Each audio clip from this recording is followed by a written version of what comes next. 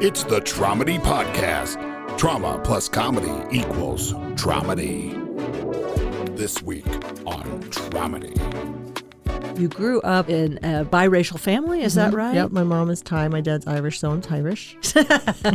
But I was the only biracial person there in the 80s and into the 90s, and that was tough. You know, it's a sob story, but I didn't get asked out to proms. Like, I didn't get those experiences that everybody should have in school. What they call me, there were so many names, but like half-breed. I was the half-breed. And I make a joke about this on stage. It's a true story, but I say, and then my mom didn't think I was being bullied enough, so she opened an Asian restaurant. You're listening to Tromedy, the podcast that helps you take your pain and play with it. I'm Nancy Norton. I am a former nurse, comedian, and keynote speaker about the power of humor, why we need it, how it helps us. Bring the power of humor to your next event with award-winning comedian Nancy Norton. Nancy got out of healthcare for the same reason a lot of people get into it, to save lives. Message Nancy at nancynorton.tv. The Tromedy Podcast is sponsored by Crybaby Badass. You have to feel it to heal it. You are a Crybaby Badass luminary. See your light in the mirror. Do you have a trauma? Hey, you listening, do you have a Tromedy story to share? If so, send Nancy a message at nancynorton.tv. This is a very good episode. Every episode is so good. I love my job. I love my calling. This is a calling, as you know. I cannot not do Tromedy because I need these conversations. I hope by listening in, you get a little something from them as well. I really am learning from every guest some coping skills or some inspiration, and always something funny every single time. And this is a mental health podcast. So keep breathing. Know you're not alone. If you want to find a comedy show or to connect with me, go to my website, nancynorton.tv. Everything is there. Enjoy this episode, and I'll see you on the other side. Welcome to Tromedy. Hello. My guest this week is a comedian, an author, a podcaster, a co-producer of Not Our First Rodeo, and probably something I forgot, but please welcome Donna Lee, everybody. Woo! Let's go. Thank and you. Mushu, the emotional support. I love it. Little Shih Tzu mix. Oh, so cute. He's so also cute. from Texas, and you live in Texas. Yeah, I'm in Austin. Wow. I heard Mushu's from San Antonio, just down the road. Yeah, he's just down the road. He was running the streets. And, you know, they had him advertised. And one person thought that was their dog. He wasn't chipped and he wasn't neutered. And they're like, oh, our dog was neutered. So it was like, they tried to find who lost him. They never did. And so here he is living in Boulder. Now he lives here. I love that. I love him. I'm so glad to have him in our life. Yeah. Yeah. And you have dogs? Yes, I have 4 mini wiener dogs. Oh, my And then gosh. 4 rescue cats. No way. Yes. They all get along? Everybody gets along. All 8 sometimes are in the same space, sleeping together, and they're playing. It's very cute. Oh, my gosh. I got to see a video of that sometime. Oh, for sure. I'll show you after this. But I was carrying my little puppy wiener dog because we lost one recently. Oh, I'm sorry. Thank you. It was very sad. And then she was very old and had a wonderful life. But then we got a new puppy, a wiener puppy. And then I was at a cafe holding the wiener puppy, and this very fancy man, I could tell, pulled up in a fancy sports car, and he had a fancy watch, and he looked very fancy. And he walked in and he saw me and he goes, "Oh my God, a dachshund." And then I thought immediately, there's 2 people in this world. There's the one that says dachshund, and then there's me that says wiener dog. I grew up with a wiener dog, and I used to do a whole thing in my act was so much about wiener dogs. Like, it was my signature thing for the first decade. Yes. I was like, I'm a dork. I'll never be cool because we had wiener dog, and you'd be out walking the dog. Look at the wiener, honey. Hot dog, sausage, wiener. It's not a wiener. Ich bin ein Dachshund, imbecile. You know, it was like, I had a whole thing about it. Oh, I love wiener dogs. They're the best. I never had a mini, though. Oh, they're so sweet. Cute. I have 3 minis and 1 standard, but the standard was supposed to be a mini. So then I reached out to the person who I, obtained the dog from. I hate to say, pet place, but I said, the dog's 20 pounds. That's a standard. And it was from a mini wiener litter. And this is his answer. And I need to do this on stage. He goes, well, you know how like people sometimes have normal people babies? Oh, no. And I went, no, you did not just say that. You can't say that. We'll have to bleep that. You'll have to take that out. Little people. Little people. And I was just like, what? But that was his excuse. Sometimes they just grow normal size. Okay, all right. I think you slipped one in there, but all right.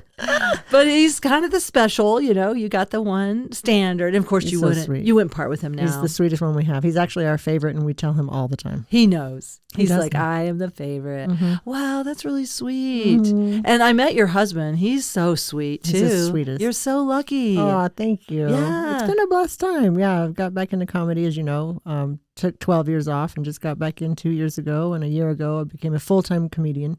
And I get to work with my best friend, Megan King, and we're on a tour together, and life couldn't be any better. I'm so glad you came through Boulder. Yeah. Yeah, tonight you're going to be at the Louisville Underground. You're going to have a blast. You're going to love that room. It's so hot. It's such a good room. Yeah. And they just pack them in there. I mean, she always sells out. Yeah. And then the ceilings are low. The staff are fantastic. You're going to have a great night. Oh, I'm excited. Yeah. Yeah, it's going to be fun. Well, and what podcasts are you doing? The three I have are... You have three. Wait a minute. have three. 3 podcasts. Yes. Let me sip tea for a second while you tell me about them. No, let's just do this for the next hour. Right. What are your 3 podcasts? Well, I used to work in medical before I turned to stand-up comedy full-time, but the first one I have just under 800 episodes, and it's a wellness program called the Armor Men's Wellness Show. And it's Armor Men's Wellness Show. I'm sorry, Armor Men's Health Show. Gosh, I haven't said that Armor in a- Men's Health Show. And how's it spelled?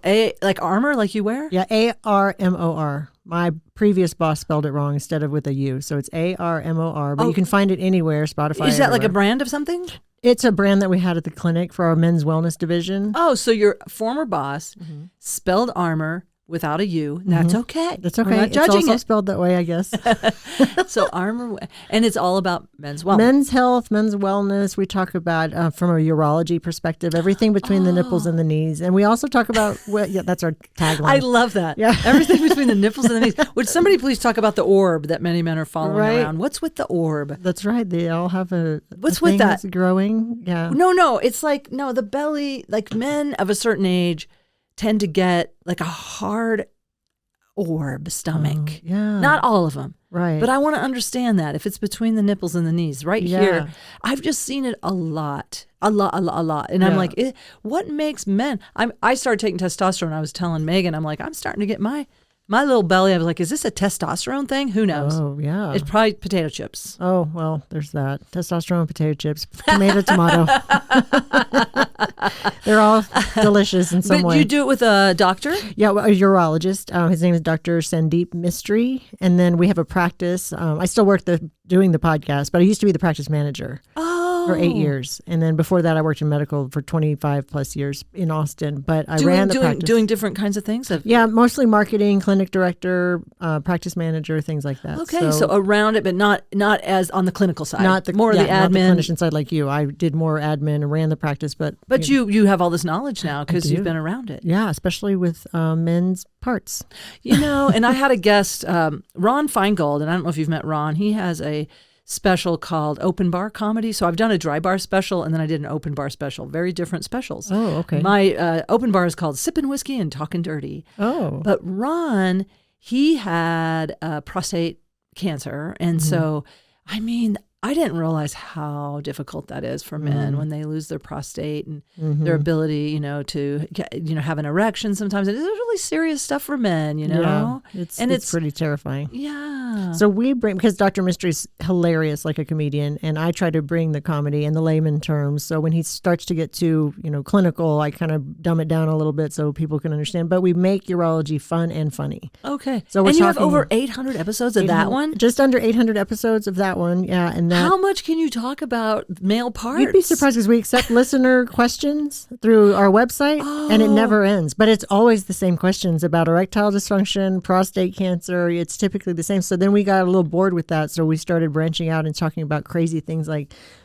crazy sexual issues that cause urology problems. Or yeah, we had one recently about a whole podcast about sexsomnia, where men have sex in their sleep and they have no recollection whatsoever. They just have the evidence. Yes. And then their wives are irritated. Because that was for me. Yeah. They're like, stop it, I'm sleeping. I see. I get you now. It's I thought strange. they were irritated because they didn't have sex with them. Oh, no. Like, what about me over here? I get that you're making love to your Posturepedic pillow. Right. But I matter. Yes, exactly. Well, I have a thing on my Facebook page. I have a couple of reels blew up recently, which I'm really grateful for. I don't understand how the algorithms work. Right. But one of them is about, sex at this age, this bit that I do, where we have to, honey, I'll get the coconut oil, you get your little blue pill, we'll synchronize our crotches, meet back here in 45 to an hour. But I get a lot of comments. And one person wrote, oh, there's an instant pill now. You don't have to wait 45 minutes to an hour. Like a Viagra that's, what is that, sublingual? I don't know. It must be sublingual. We don't promote that. Oh, okay. I haven't looked it up yet, but I just said thanks for there's been lots of tips. People talking about different lubes for women, different vaginal health. I'm like, oh, I love that this joke turned into this kind of, like your podcast turned into some helpful information. Right. What we have most of our patients on, my previous clinic, but I know what we're doing. A lot of our patients are on a daily Cialis, a low dose, so they don't have to take the Viagra and wait 20, 30 minutes. Oh. It's just sort of ready to go whenever the urge hits. I see. And it's also health for your heart. So it's keeping the blood flow through the arteries better. And there's lots of benefits. Yeah. Oh, that's good to know. See, you didn't know. People are tuning in for the Tromedy and they're getting this health tips. Okay, we got one podcast. Okay, that's one. That's right. That's one. And then the second one I have, probably 175 episodes. It's the Ryan Wayne Salon podcast. Now, the Ryan Wayne Salon is the salon I go to for my hair. Oh, and it's beautiful. Talk about it. Thank you. All of my extensions. I started losing my hair after COVID and stress, and my parents were both bald. My mom was very bald for a woman, and my dad was super bald. Some women have baldness. Yeah. And so I started having alopecia spots. Like I wasn't diagnosed, but it was just falling out in the back and the fronts, and so I didn't have any hair. So I started just the back and the front. Yeah, just no hair at all. Just no hair. Back, front, and the sides. But other than that. Yes, and then the middle. Wow, how scary though, right? It was awful because as a beautiful woman, you're a beautiful woman. With hair. Yeah, especially in Texas. Yeah, I gotta say, when I go down there with my tomboy fashions, I'm like, oh no. I try to make it as big as possible. I should get a wig. I was thinking about Janae Burris, our friend that works with Moms Unhinged. She wears wigs all the time. I should get a wig. Yeah, you should. No, but you're doing extensions. Doing extensions, but like a whole volume system that's, it's very detailed. But I fell in love with the hairstylist who is a 6'3" beautiful man who is fantastic, and he's got this long, gorgeous blonde hair, and his name is Joseph Ryan, and his husband is just as beautiful as he is, and his name is Nathan Wayne. So together they have the Ryan Wayne Salon, and so I approached him because he's also a social media influencer. He has over 1 million followers across a couple of platforms. Wow, 1 million followers! They both have tons and tons of followers. So I said, "You're so popular, and you have tons of followers. You need a podcast." So he was like, "Let's do it." So I've been doing that podcast with him. Amazing. Yeah, and then my third podcast is another medical podcast about Victory Medical Center in Austin, Texas. And what we focus on is wellness for men and women and everybody. Lots of supplements. And what we're currently focusing on are peptides. Oh, I've been hearing a lot of talk about peptides They're lately. very hot right now. Yeah. Peptides are hot. Is that a part of the protein chain? They're amino acids. They are, so, I've taken so many of them, and I've had so many amazing results that they were like, well, you're a comedian and you're doing our podcast. Why don't we shift the podcast to peptide discussions, and then you start doing our social media, so you'll soon see me as the peptide diva. All right. You have merch, like peptide shirts, like showing the chain, the liquid, Right. Yeah. But the first peptide I'll talk about is GLP-1. So everybody knows that they probably don't know it's a peptide, but like semaglutide and tirzepatide, those are peptides. But the very first peptide ever created is insulin. Oh, see, there you go now. Yeah. And that's been around for how many years? Yeah, a long time. So, thankfully. Safe, yeah. Thankfully. So, when taken with physician guidance, it's all very safe. So that's what you recommend, right? Physician. I don't recommend to get on the website on some. Don't go on the black market. Yeah, don't get on the dark web, whatever that is. Get peptides. You have to get them from a physician who knows what he or she is talking about, and then we have a compound pharmacy in the clinic that makes the peptides. Amazing. It's pretty cool. I had no idea about all this. Yeah, I mean, here you and I work together, and oh my gosh, I just love you. Crushed it that night wherever we were, where that big Moms Unhinged sign was behind. Cedar Park. Yeah, that was fun. Oh, you crushed it that night. And you and I, was it that night or the time before that I felt like the spirit of your mother came through? That was the time before in Kerrville, Texas. Wow, you have a good memory. Yeah. Okay. We were in Kerrville, Texas. Right. And I love your material about your mom. You you grew up in a biracial family. Is that right? Yep. My mom is Thai. My dad's Irish, so I'm Irish. I love it. You're Irish. Yep. I need to start Do saying you those have things. Irish citizenship? No, I don't. I was born in Thailand. It's funny, Megan and I were just talking about this. I was born in Thailand and was there till I was about 2, but I don't have dual citizenship for Thailand and the U.S. But could you? I don't know. My dad never wanted that. Like, he was in the Air Force and he wanted me to have a U.S. citizenship. And my mom too. She was like done with Thailand when she moved here. Okay, so your mom's Thai, your dad is Irish, but I know another friend or two that I think it's, I don't know if it's a quarter or half, but I think you can get Irish citizenship. Oh, I didn't if know you that. can I've show never that. even thought about it. Was your father? Was he born in No, the he was United born States? here, yeah. Okay, so just kind of Irish ancestry, Yeah, but yeah. kind of like a lot of us. Right. There's Yeah, a lot of mix, us. Like, European mix. yeah, a lot of mix. But I adore your material about your thank you. mom. It's so funny. It's very therapeutic in regards to Tromedy. It's definitely gotten me through really, really tough times, for sure. do you want to do any of your bits? Like, is there a line? Like, you know what I mean? Like, one of the things that you say, and I know it's weird to say do a bit, but I could also play something, but I was just thinking, like, there's just something, because it's your mom and you are half Thai. Like, I used to do an impression of my Chinese landlady, and now that is politically incorrect. But I was a good impression, and I really was working through my trauma, Right. because she had all the power. I was staying in her apartment, and she wouldn't fix anything because she could explain. And I would do an impression of her, and she literally said this to me: "You don't need a garbage disposal. You just eat your food." Oh, In a very thick Hong Kong, excellent. bark, and she was very aggressive. Her bark, the way she talked was very stern. I don't know. She goes, "I'm from Hong Kong," and she was very Yeah. And then she would call me before the rent was due. And she would say, "Are you going to pay your rent? Or are you going to pay your rent?" And I'm like, "Is that a multiple choice? It's not due yet." But I was working through stuff, and I don't feel like I was making fun of all Chinese people, but I understand now. And even though I tried to talk Nickelodeon into letting me do it, because I said I have an Asian son. But that doesn't work. If you're white facing, they're like, you can't be another. Yeah, you can only. Well, there's a funny story about that. When I first did, I met Megan through Moms Unhinged, as I met you too. But the first show I did, she saw me, but she didn't know that I was half Asian. So then I go out and do my set, and she heard me doing the accent, and she was like, "That lady's racist." And it's the funniest story, because then I came on, and she looked a little confused, and then I explained that my mom's half Asian, so I can do this impression of my mom. Yeah.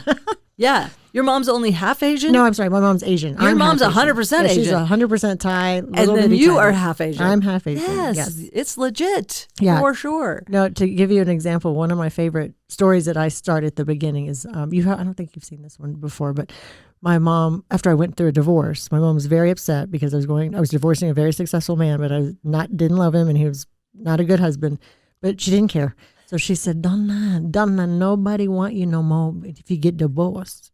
And I said, Mom, it's okay. Everything's going to be fine. And she said, Donna, you not get divorced. It's bad for you. If you get divorced, something wrong with you. You have too much emotional luggage. And I was like, Mom, it's baggage. It's emotional baggage. And she goes, see, you have it. And I was like, no. It's like, Mom. Did she know she was being funny? No, she never knows she's being funny. But everything she says is funny. See, you have it. Yeah, I was like, thanks, Mom. You corrected her. I think I did see. I think I saw a reel recently on Moms Unhinged. It was another one about. It was like marriage advice. Oh yeah. She gave marriage advice. That one is my favorite. I put that on everything. But that's a true story. She told me, because I said I need marital advice because I'm going to a marital retreat and they want me to give marital advice and do a comedy show. And I'd been a divorced person and I'm a comedian and I'm an agnostic biracial person. I mean, it was a black church that wanted me to come do all this stuff. Anyway, long story short, I said, Mom, I need marital advice because I have to go tell a bunch of religious people how to stay married. And she was so proud. And she stood up and she goes, Donna, I tell you something very, very important secret to stay married for a long time. Donna, you never, ever, ever. And I thought she was going to say, you never go to bed angry. And she said, you never, ever, ever talk to each other.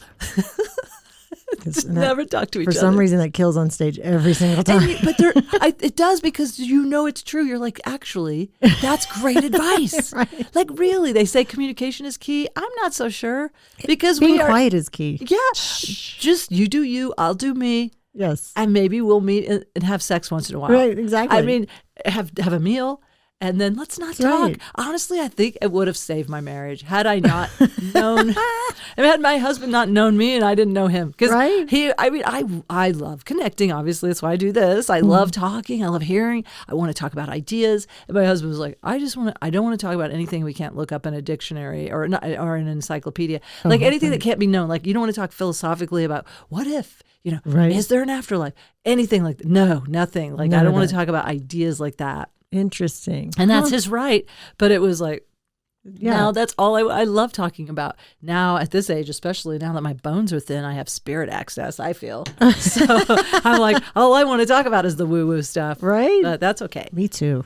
Do you like woo-woo? Yeah, Oh, because, yeah. well, we had that experience. That's right. And I'm trying to think, how did that happen? We were standing there, and your mother has passed on, right? She passed on. In my act, she's still alive because my emotional support animal is an ostrich, and I keep my head in the sand as often as I can.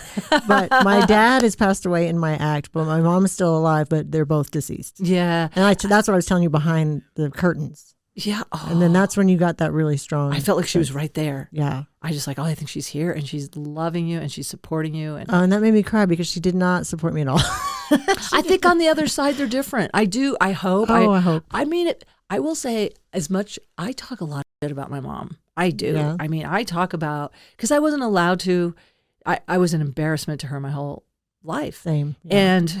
And so anyway, now that she's gone, I'm like, this is my turn. I'm sorry. I mean, she's gone, and she's on a plane that this stuff doesn't matter. Mm-hmm. This ego stuff. And my son can do the same and will do that. I mean, he does it now. He's just not waiting until I die. Right. But the point is, I just did a gig. I think you'll appreciate this. I haven't shared this because I just did it. Whatever day this is, I was in Philadelphia on Wednesday, and I did this show for a hospice organization, and I love hospice workers. I adore them. Mm-hmm. And it's nurses, social workers, music therapists. And during this, I do a share portion of my keynote where I want to hear your stories about time humor has helped you on a shift, or a funny thing a patient said, or, a spirit sign. Because they're into it because they see it on the hospice. I'm sure. They see people talking to people up here, and so nobody shared a spirit sign, but that was okay. They shared really beautiful, poignant stories. And then at the very end, I said, is there any last, comment or question? And they go, well, there's a cardinal outside the window trying to get in. And I knew that they knew that was a spirit sign. And Right. I went, Mom, because my mom Aw. has shown up as cardinals to other people in my family. And I just bought a cardinal Christmas ornament this year. We always buy one ornament a year. Like, this one's for grandma. So I put it on the tree. And it was like, well, there's no cardinals in Colorado. So she can't show up here as a cardinal. But man. Wow. And then I started talking to her because I said, I know I'm an embarrassment. I was like, I know I embarrass you. Oh, and I don't, because I talk about having this kind of intense mom, but I go, I want to, and I heard her say, tell him some good things about me. And I'm like, yeah, you were an amazing nurse. And she was an amazing nurse, Aw. amazing mom, amazing provider. But, at times, Not the best mom. Well, there were times, not for me, let me just say, she didn't like having, a queer daughter, that embarrassed her. So, and she tried to sorry. control that. Well, thank you. Yeah. But I'm just saying that spirit sign. But I also kind of, at the same time, I'm talking crap about her. She's helping me. Mm-hmm. And your mom is too. Yeah. I think it's so healthy for you to, like you said, it's therapeutic to express that, because as I'm sure growing up, how was it for you? Where did you grow up? I grew up in a little town outside of Austin that was very small-minded, and the people there are lovely, but I was the only biracial person there in the 80s and into the 90s, and that was tough. And I make a joke about this on stage. It's a true story, but I say, and then my mom didn't think I was being bullied enough, so she opened an Asian restaurant. So I had to work at the Asian restaurant, and it was, a family-owned restaurant, but it's a little tiny town just outside of Austin. Lots of farming communities and stuff. And so did people were picking on you? Were bullying Yeah, you? I moved there from Austin when I was in the 4th grade, and I came from Del Valle, which is Bergstrom Air Force Base, which was lots of mixed families and biracial kids, and so where I identified. I remember being in the 4th grade, identifying well and feeling accepted. And then my parents decided to raise me in a small town. And I'm an only child, so they put me into this town, and we had a little house out in the farm, far, far away from any town. And it was miserable. Oh, And I was so lonely. so and I just hated it. isolated. Yeah. And then growing up in a small town where it was only white, black, and Mexican kids, I showed up the first day, and I remember the Hispanic girl. I remember her name's Joanne. I saw her at a high school reunion recently, and she says it every time she sees me. She goes, "All right, another Mexican girl." And I was like, I looked behind me like, what? And then the white girls were like, well, she's not white, so she's not sitting here. And then the black girls didn't accept me. So it was a really tough time until graduated high school. What, did she end up being a friend? She did. Yeah. Yeah. Fantastic. So, but I saw at my 35th high school reunion. I guess it was last year. And I walked in the room and she goes, "All right, another Mexican girl." And we just hugged, and it was really sweet. Wait, what's her name again? Joanne. Joanne. Thank you, Joanne. Well, so grateful for Joanne. Yes. But yeah, I bet that bus ride was lonely. Did you take a long bus ride It to was school? a long bus ride from my home to the school, and got picked on and bullied. And I was just telling Megan, the most incredibly warm and wonderful thing has happened recently. A few shows ago in Austin, the girl who bullied me the most from 4th grade to 12th grade, absolutely made my life a living hell. She showed up to one of my shows, and she sat in the front row, and she laughed and laughed and laughed. And then afterwards, she came up to me and she gave me a big hug, and she said, "I knew I was going to come see you. Last time I saw you at a reunion, I told you I'd come see you in Austin." And we just couldn't hug enough, and I just let it all go. Like I'm in That's my 50s. amazing. Yeah, but thinking of her still hurt my heart because of how much I cried over the things she caused me in school. Yeah. And then a few shows after that, which was just about 2 weeks ago in Austin, I had a show, and I walk in and I see this man, and he looks really familiar, and I went to high school with him. His name's Paul. And then he brings another friend whose name is also Paul. He said, "You know this guy." And that guy had bullied me just as much as the other lady from 4th grade to 12th grade, and made me cry and called me names. And it was so awful. And he laughed. So they both sat in the front row, and they laughed so hard. And afterwards they were taking pictures with me, and it was just so cathartic and cool. And I just let all of these bad memories go. Incredibly healing. Yeah, I turned them into good memories, and now when I think of them, instead of thinking of them as my bullies, I think of them as these beautiful humans that sat in the front row of my shows and could not stop laughing, and it was so validating. Wow, really, very validating, and also very telling about, like, do they even remember doing that? Does it? And listen, I said things in middle school that I am so ashamed of, and what I remember is feeling like I can't hurt anyone because I don't have any power. Like, I felt so disempowered, and I was, the class clown, and I would say anything to be funny, and I didn't have like the maturity to know that might hurt somebody. I wonder if they knew that they hurt you. I don't know, but I feel like in high school they would start to know, but it didn't let up. And being the only biracial kid, like, I know it's a sob story, but I didn't get asked out to proms. Like, I didn't get those experiences that everybody should have in school, because I was still the half Asian, or what they call me. There were so many names, but like half-breed. I was the half-breed. Wow. And so that was really tough to grow up with. And, now I'm like, well, now I'm chasing my dreams and having a great time. So yeah. I know that I think about, who are Matt Stone? Is it Matt Stone and Trey Parker who invented South Park? I've just heard interviews with them years ago, and they're like talking to kids in high school, like, just know that this means nothing. Like, your life doesn't start till after. It's like people, I mean, honestly, we lose children to these kinds of things. We lose kids to suicide. We lose kids that just think this is going to be their life forever. Yeah. And I mean, how awful. And I'm sorry you went, that's a long time. So from 4th grade all the way, 8 years. Yeah. And then even when did you go out and go to college? Then I went to college, and everything kind of normalized, because I just kind of, blended into the scene at Texas State University in San Marcos, Texas, outside of Austin. It was a pretty big college, and things just kind of started working out. Like, I had lost a bunch of weight going to to college, and boys started noticing me, and it was I started making friends and got away from my parents, so it was a good experience. Yeah. I worked too much. I didn't enjoy college, though. I worked all the way through college at a medical practice the entire 4 years. And then took full-time classes. And so I only went to one party and didn't enjoy college, which I wish I would have. I know. Yeah, but what do you do? Exactly. I know. I got married when I was still in college. But I also worked full-time and kind of put myself through college. And My parents just never offered to pay for school, so I didn't want to bother them with it. You know, did you have to kind of pay for your own school? No, my parents did pay for school. They paid everything. I took a year off when I got married at a really young age, at 18, to get away from the whole Lockhart scene and parents that I didn't get along with and things like that. But then after that 1 year break, I went back to college for 4 years and got my degree. And my parents said, well, if you're really going to be in college, we'll pay for college. But I paid for my bills, and I had to work, and I had a job, and I did all those things. But I was gifted with that, and it's a blessing. So yeah, it is. You're a hard worker, and now that you're doing 3 podcasts, you're co-producing a show, and who knows what else? I mean, you've got probably a full life. You've got all these dogs and your husband and kids. Yeah, what about your kids? I've got one biological son. He's 23. His name's Sterling, and then I have 2 fantastic stepsons, Luke and Sam. So they're all 1 year apart. So Sterling's 23, and then the next one's 24, and the next one's 25. Oh wow! Yeah, are they still at home, or any of them? No. I have a 21-year-old at home. So oh, gotcha. Yeah. No, we're empty nesters, which is how I got into comedy, because we sent the boys away to grow up and be adults, and then I was like, let me visit. I'm going to try that someday. My son is adulting. He's starting. He's just got a full-time job, and he is going to college. And so, but I have to admit, I'm an enabler, and also I love having him around. Yeah, so I miss that. I know it's tricky, but I'm sure you did what was for the highest good for them. Right. I'm selfish. I'm like, stay here, play chess. Let's just drink chai tea, play chess.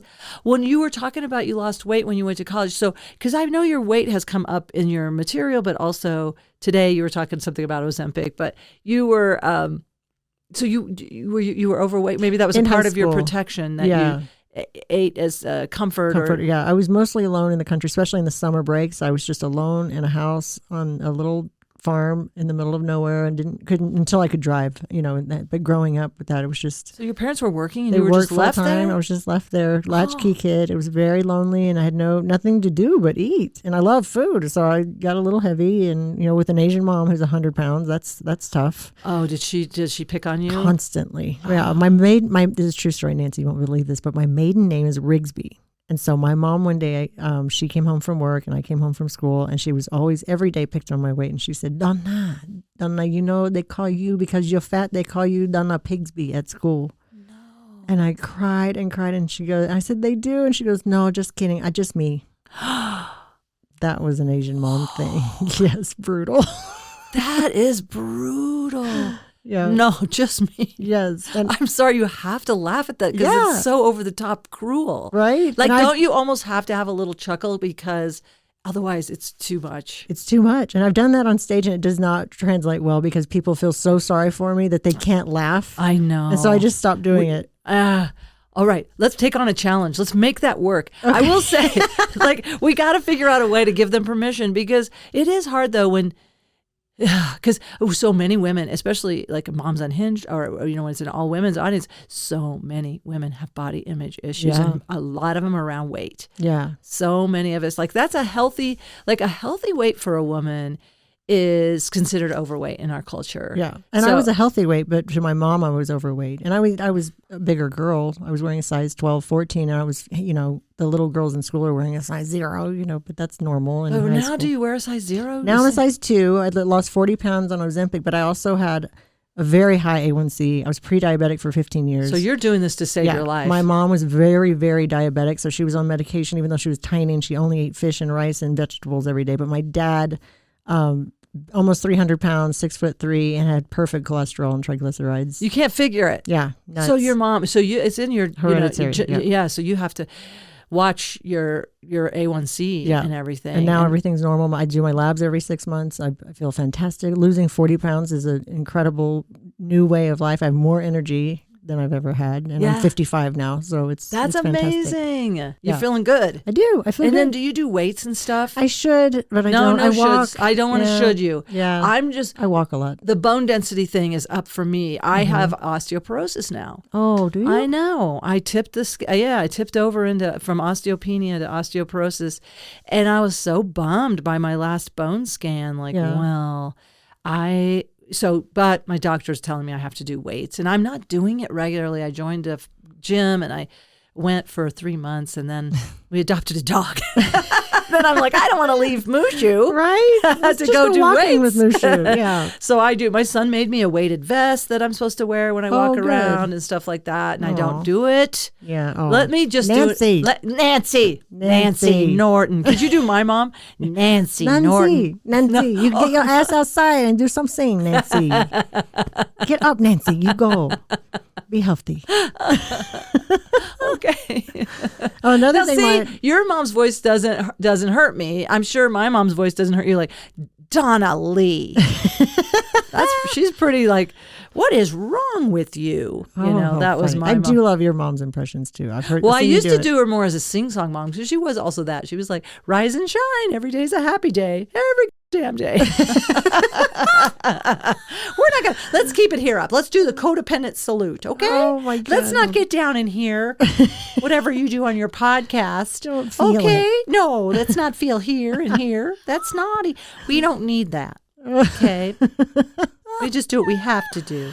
That's what we do. Mm-hmm. Feelings are for other people, not us. Yeah, so That's my mom, but she couldn't articulate all those words. But our moms would have been the same mom. They wouldn't. No, they're sure. not going to say it. But it is. I think they come from a survival background. For It's sure. all about survival, and in their way, I know this is hard. I'm in a recovery program for adult children, but they are trying to help us survive through shame. Yes. Yeah, shame is their love language. Yes. Or criticism, or what my last guest, rejection, was his mom's love language, and it was like For so sure. common, especially Yeah. among comedians. I'm sorry to say. That's true. Yeah. We gotta be funny, or we're dying slowly. yeah, slowly. Yeah. for No, real. my mom was always shaming me about my weight, and just being that size was to her was just so obese. But then I would eat, and she would just, Donna, you eat too much. You're gonna get you fat now. You stop eating so much. But if I didn't eat enough, something wrong with my food today. Oh, I you see. can't win. Yeah, it was constant. Hard to find that perfect amount of food. Yeah. And then I was born in the year of the boar, and she would tell me all the time, Donna, you know why you're fat? Because you born year of the pig. And it was never ending. And I was like, this lady. This lady needed to die. Stop talking. It's time. Yes. Well, it is I have to say, and this is what I was sharing with the hospice nurses. I mean, it was kind of a relief when my mom moved on, because I hated the feeling of embarrassing her. I didn't like it. I didn't want to embarrass her, but to be me would embarrass her. Just to be who I am. Yeah. No, That's so sad. Yeah. But I get that. I've had an easier existence with my mom having moved on, and I just tell people she's on a vacation. I love that. Yeah, she's on a very They long are vacation. on a vacation. Yes. They're on a really cool She's on vacation. some ship somewhere having a great time. Yeah. Not me not being embarrassing her by being a comedian or just being who I am, walking around the earth. Yeah. When did you start using humor to cope? When did you start being funny? In school, probably in the 4th grade when I moved to Lockhart, I remember trying, I have to fit in, and how do I do that? And I have to make people laugh. Yeah. And I finally started making people laugh in that, in elementary school. I wasn't accepted most of the time, but I remember trying. And then by the time I got to junior high, I was getting picked on more and getting into fights and all that stuff. I never started one fight, but I would get fought upon. Did you finish a few? I never finished anything because I'm such a pansy. Like, I'm just a delicate flower, and I'm like, why are these people fighting me? I'm like the worst fighter. I never want to fight, and I would try. Yeah. Oh, really? Yeah. No. Well, I mean, not that I try. I mean, I just am if you poke me, I want to poke back harder. Oh, I want to run away. Yeah. Well, that's good. That's probably wiser. Yeah, but I did make up a lie in junior high that helped me. I lied and told everybody in Lockhart that I went to Austin, and I went to this very, very tough high school, and I got into a fight with a girl much bigger than I am, and then I won. And I said it very convincingly, Yeah. and they believed me. So the big girl stopped hitting me and picking on me and shoving me and stuff for a while until I got to high school where it all kind of started all over again. Guys. It was tough. And I was in the band, so that didn't help anything, being a band nerd. I was the drum major. I was in charge of the nerds. Like, it was a whole thing. I'm in charge of the nerds. The biggest nerd ever. Did you like the movie Revenge of the Nerds? Yeah, for sure. That I identified easily. My favorite movie that I identified the most with was Pretty in Pink. Oh, really? I gotta Remember see that? that. I have heard of it, but I don't know if I ever Oh, watched. Should I watch it? You should watch it. Okay. Because there's a scene in the movie where she's very awkward and she makes her own clothes and she doesn't fit in. But then the cool boy, the beautiful, sweet boy in school, asked her to prom. And then all his friends started picking on him, and they were like, don't take her to prom. She's nothing. She's trash. Blah, blah, blah. And then at the right before prom, she was like, what about prom? She made her own dress, and she's going to, it's Molly Ringwald. And then she's going to prom, and then he says, oh, sorry, I'm not taking you anymore. I asked somebody else. And that happened to me in my junior year, where I got asked by a very popular football player, and I didn't know why. I was like, why is he asking me to prom? Well, he never even talks to me. Like, I'm in the band. And then I got my dress and everything, and then right before prom, I went up to him, and I was like, what about prom, Kenneth? And he goes, oh, I asked somebody else. Wow. Yeah, it was so painful. That's devastating. Yeah, it was awful. But And then it's not like a time like now kids go as a group. yeah, back then we weren't doing didn't. that. Yeah, you had to have a date to prom. And Yeah. I went to prom with my boyfriend.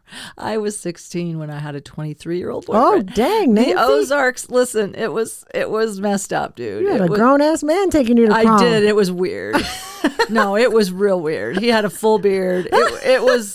No, I'm sure the teachers were all like, because I was really immature and this dork, and I met him doing community theater, and I just thought, oh, he's everything. And then he ended up throwing me on my head at some point. Oh.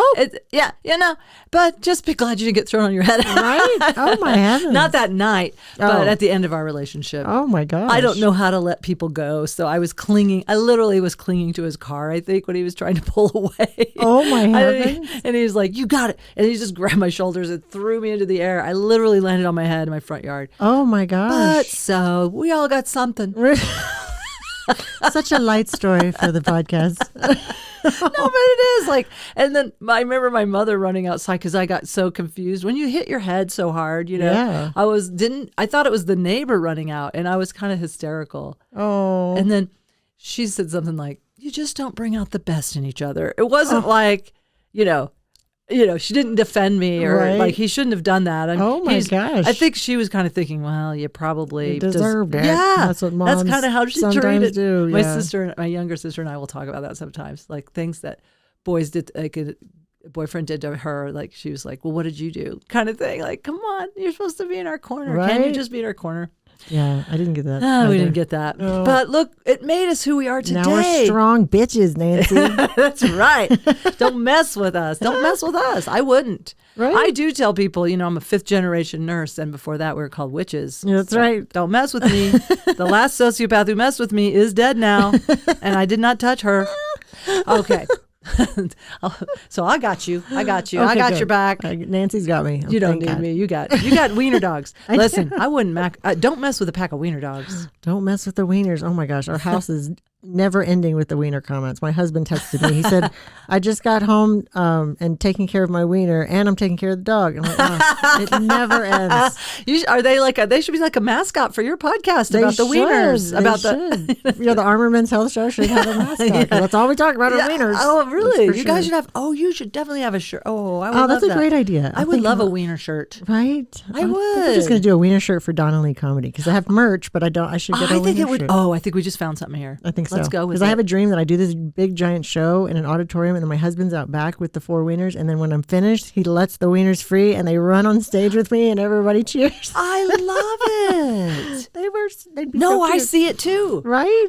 We're manifesting. visualizing. We're manifesting. We're doing it. I see the wieners. So many wieners. Show me the wieners.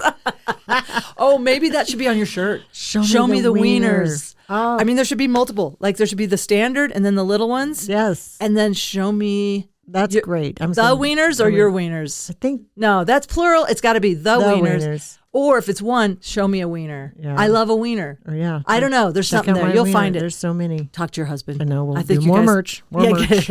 I love this. I love this merch. I will buy it. I'm going to be the first one to buy Okay, it. good. You notice I'm wearing my merch. Crybaby, badass, luminary. Yes, that's see your awesome. light in the mirror always. And I need to start sending these to my guests. I used to have them in stock and I would give them to my guests because this came to me during psychedelic trauma therapy. Ate a handful of mushrooms, held my therapist's hand for 6 hours, crying, grieving, all that stuff we've just talked about Wow. with my mom. And then I was like, I'm a crybaby. And she goes, Nancy, you're a badass. And I'm like, yeah, I'm a crybaby badass. Oh, that's where that comes from. Yeah. I love that. And then I had to go to the restroom on mushrooms. And I was like, ooh, I saw beyond my lazy eye and my jowls and my creepy creepies. I saw my soul in the mirror. I saw my light in there. And I was like, that was the first time I saw beauty in the mirror. And I was Wow. like, that soul is beautiful. And I see other people's souls down. I'm like, your soul's beautiful. People need to know they're beautiful Oh. no matter what. their hair's like, their body's like, they're beautiful. I love that. See, so it says luminary, which is a light that body that exudes light. Oh, I love that. Luminary backwards. Yeah, I noticed those. You noticed it? Yeah, because people are wearing the backwards names on their hats now, and I'm like, it's a thing. Oh, I didn't know that. Yeah. I hadn't heard of that, but this just came to me like, so you see your light, like you see. Oh, I'm a that's luminary. perfect. I'm a body that exudes light. Oh, that's fantastic. Yeah, I love that. How are we? Okay, we're gonna manifest. You're gonna be on that stage with the show me the wieners or show me your wiener or something. I love wieners. I don't know. Right. But I believe that. I see it. I do believe in manifesting, co-creating with the loving universe. I am a big manifestor. I just posted something about a post that I made on Instagram and Facebook, but I had written in my Moms Unhinged journal, read on April 3rd, read what you wrote exactly 6 months ago today. Oh. So I went back through my journal and I found October 6th, which was 6 months prior. And I had written myself, because I got back into comedy recently, you will be performing in sold out shows. And some other stuff about comedy. And then I went back to the current date when it was April 3rd, and I had just been on 5 sold out shows. Wow. And I didn't know how to see that back in October because I'd just kind of gotten back in. And I thought, who's going to hire this middle-aged, clean comedian lady who's, barely getting back into comedy? But I started crying. I was like, that was such a solid, amazing feeling. Prophecy. That you saw it and you saw it, you manifested it, and it happened. And that is it's on Moms Unhinged, it's on other shows. You have Not Our First Rodeo. Mm-hmm. And then how do people find you online and stuff so they can see your comedy? Yeah, my website is donnaleecomedy.com. So all my shows are posted classic there. spelling, DONNALEE. Comedy.com. So all of our comedy. Not Our First Rodeo shows are there. All of my shows that I do everywhere without Megan and with Megan are on that website. And then all my social media handle is at Donna Lee Comedy. So YouTube, Instagram, Facebook, all of it. Good. Yep. And you say you do clean comedy. I'm clean comic. Yeah. Oh, I guess I should know that, but I didn't know that. Yeah, That's even good. outside of Moms Unhinged. That's good I'm to clean. know. That's good to know. That's a good. Hey, and it's so hard to find clean, funny comedians. Yeah. Especially females. Yeah. I don't know why, but people will say that to me. Like producers are always looking for funny, clean females. Like, Right. have you done any of the dry bar special or? I haven't done those yet. I look forward to it. Those might be coming. And then Nate Land Presents. I just videoed that one down in Nashville. Oh, good. And I don't know if they're going to air mine because I did ask permission to talk about psychedelics because I said it's funny. legal and it's trauma therapy. Really, people are always asking, where can I find clean female comedian? I do a really squeaky clean set that I can do for corporate or clubs, but I also do clean-ish because Moms Unhinged is sometimes clean-ish. I never curse on stage because the reason being is that my son, when he was little and I did comedy the first time in 2006 for part-time for 5 years, I didn't want my son to ever find anything online that would embarrass him. Oh. And so I just made a decision to not be vulgar on stage. Oh, wow. And again, because I was an embarrassment to my mother, I talk to my son sometimes, but I will ask about if I talk about him being adopted or stuff like that. And sometimes he writes some of that material. Aww. But I also cannot run my life that way. I got to be honest. It's because I felt so oppressed by my mother. It's like in my son, he doesn't, you know what? He doesn't get embarrassed for other people. He's like, that's you. And even when I'm like, I have reactive trauma and I've acted out, and he'll go, that looks like an issue, not an ish me. So, but I think it's a noble thing. I respect it, but at the same time, for me, I got to say, I got to be me. Well, yeah. I can't worry. It just slows me down if I worry that, is this embarrassing my son? Like, I don't know. But I should consider his safety and his feelings about when I'm talking about him, because I do think that's very, but if I'm just doing me and if that happens to embarrass him, well, right.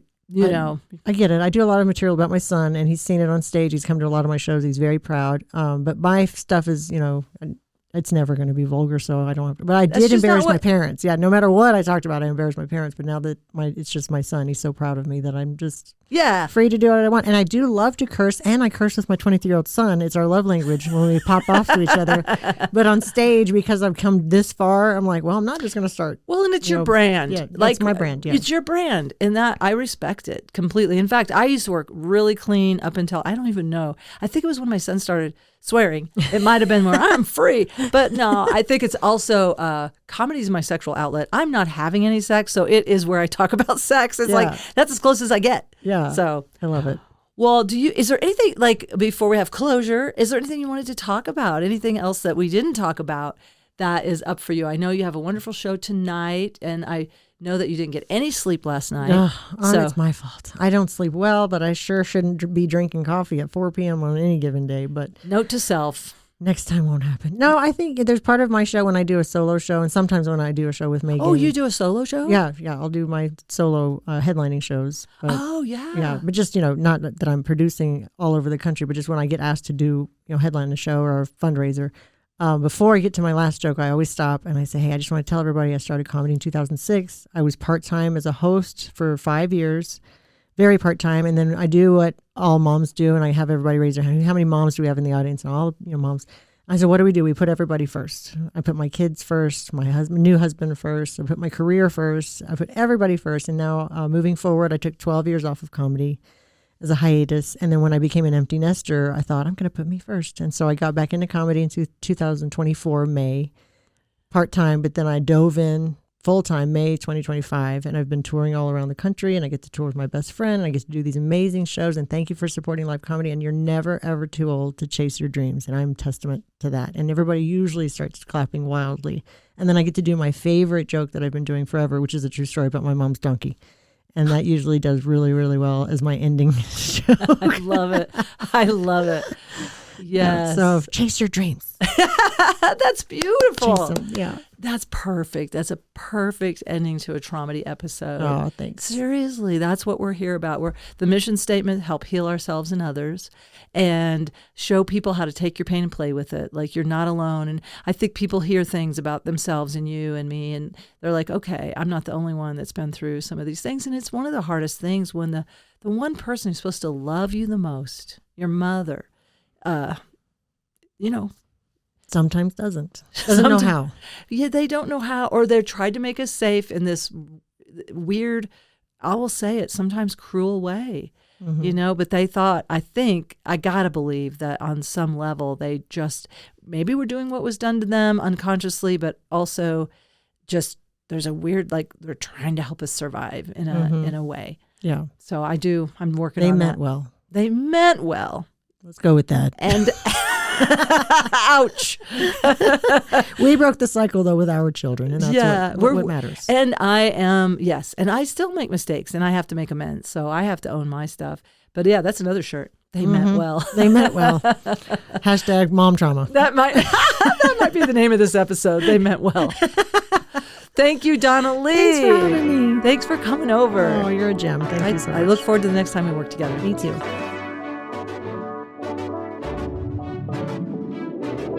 I want to thank my guest, Donna Lee.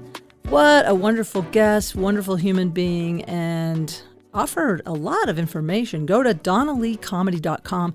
You can find everything right there, all of her podcasts and comedy connections. And I want to thank Mushu, who was sitting in her lap for the beginning of the recording. And I want to thank my son for putting together this music loop for Tromedy. And I want to thank you, the listener, for being on this co-healing journey. Thank you for being a part of this. Let me know if I can help you. Let me know if you want to be a guest. And reach out. Reach out to nancynorton.tv. Come see me in a show. I'll be headlining Comedy Works in Denver, July 5th. I have a lot of other show dates. I'm going down to Arizona towards the end of June. And mostly I'm hanging out with Mushu. Remember, no matter what, keep laughing.